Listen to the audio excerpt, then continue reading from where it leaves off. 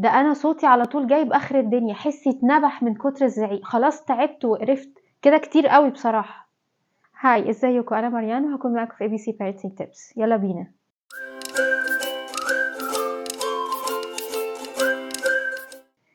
الزعيق الكتير والصوت العالي والصوت المبحوح طول الوقت بسبب الزعيق، كل ده حاجات احنا بنضطر نلجأ لها لما الولاد بيكونوا مش عايزين يسمعوا الكلام أو مش عارفين نوصل معاهم لحاجة. طيب تفتكروا الموضوع ده فعلا بيجيب نتيجة ولا هو زعيق وخلاص في الهوا؟ يعني فكرة بسيطة كده صغيرة، يعني لو فكرنا فيها، لو الزعيق بيجيب نتيجة ما كانش حد غلب، يعني ما كنا بطلنا زعيق من زمان، من أول مرة خلاص كانت المشكلة اتحلت. الحقيقة إن الزعيق مش بيحل المشكلة ومش بيخلي الولاد يسمعوا الكلام، بالعكس الزعيق ما بيعملش حاجة غير إن هو بيعمل جو من التوتر في البيت، بيخلي الدنيا كلها فيها ستريس وفيها توتر وفيها كده قلق من كتر الزعيق والصوت العالي، بيخلي فيها غضب طول الوقت وجو مشحون، ما بيخليش الطفل يسمع الكلام، بيخليه على طول كده متوتر ومقلق، يا ترى الزعيقة هتجيلي منين. كمان بيضعف شخصية الطفل، بيخليه على طول خايف وعلى طول قلقان، حاسس إنه في أي وقت كده في حاجة هتيجي تخرم ودانه، فمش بيحس أبدًا إن هو في جو من الأمان وعايش في أمان.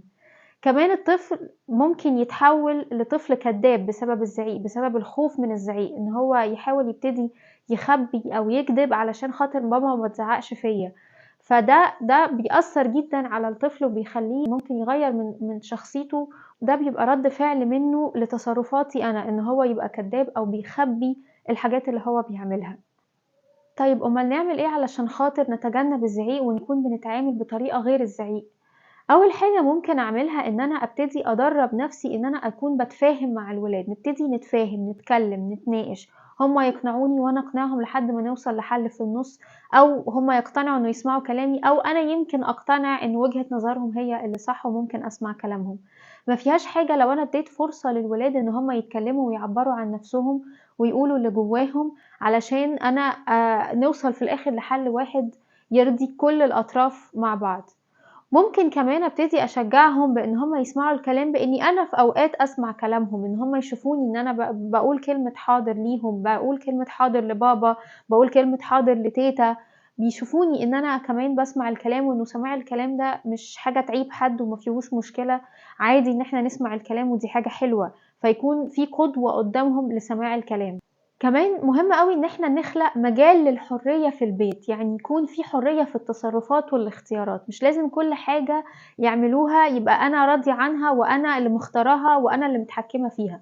ممكن هُم اللي يختاروا لنفسهم ما دام مش بيأذوا نفسهم أو بيأذوا حد، ما دام ما بيعملوش حاجة غلط، يبقى ما فيش مشكلة لو هُم اللي اختاروا لنفسهم، ما فيش مشكلة لو هُم اللي اتصرفوا أو اختاروا هُم هيعملوا إيه أو هيتصرفوا إزاي، مش لازم كل حاجة أنا اللي أكون حاطة برغبتي عليها وأنا اللي موافقة عليها من غير ما هُم يفكّروا أو يتكلّموا.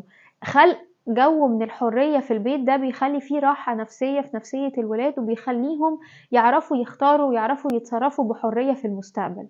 آخر حاجة لازم دايمًا أفتكر إنه ولادي ما لهمش ذنب في الغضب اللي جوايا، الغضب اللي ممكن يكون موجود بسبب مشاكل في الشغل أو مشاكل في البيت أو مشاكل مع الصحاب، ولادي ما لهمش أي ذنب فيها، ما ينفعش إن أنا أروح مكوّمة كمية غضب كبيرة جدًا، جدًا جوايا وأروح كاباها على الولاد لمجرد إن أنا مش عارفة أسيطر على غضبي ومش لاقية حاجة أطلّعه فيها. ولادي ما لهمش ذنب في الغضب اللي جوايا وما لهمش دعوة، ما ينفعش إن أنا أطلّع غضبي فيهم أو في أي حد تاني، لازم أفصل ما بين الغضب اللي جوايا وما بين ولادي، علشان كده لازم أبقى باعرف إزاي أفرّغ الغضب اللي جوايا بإني أعمل حاجة أنا باحبها، بإني أحاول أهدّي نفسي بموسيقى، بحاجة أنا بارتاح لمّا باعملها، بحيث إنه الغضب اللي جوايا يهدى ويطلع، وبعد كده أبتدي أتعامل مع الولاد، ما ينفعش أتعامل معاهم وأنا على طول طالعة من خناقة، أو إن أنا لسه راجعة من الشغل وكان في كمية مشاكل كتيرة أوي، أو كان في مشكلة بيني وبين بابا مش عارفين نحلّها، فاقوم كابة كل الغضب على الولاد. لازم نفصل ما بين غضبنا ومشاعرنا المكبوتة وما بين ولادنا، لإن هُم ما لهمش أي ذنب فيها. لو عجبكم الفيديو please ما تنسوش تعملوا لايك وشير وسبسكرايب. ميرسي وأشوفكم الفيديو الجاي.